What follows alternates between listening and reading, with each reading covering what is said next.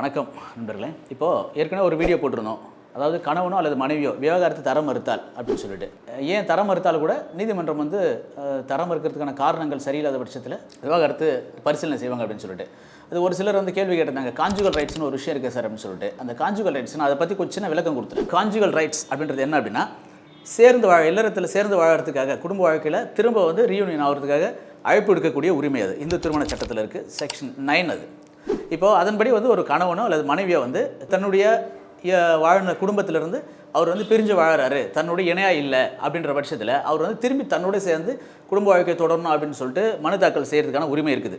இந்த மனு தாக்கல் செய்யும்போது இந்த மனுவின் அடிப்படையில் நீதிமன்றம் அந்த ஒரு தீர்ப்பை வலியுறுத்துமா என்றால் வலியுறுத்துவதான வாய்ப்பு குறைவு. ஏன் அப்படின்னா, வலியுறுத்துதல் அப்படின்றத வலியுறுத்தினா தான் ஒரு சட்டம் வந்து உண்மையிலேயே வந்து நிறைவடையும்.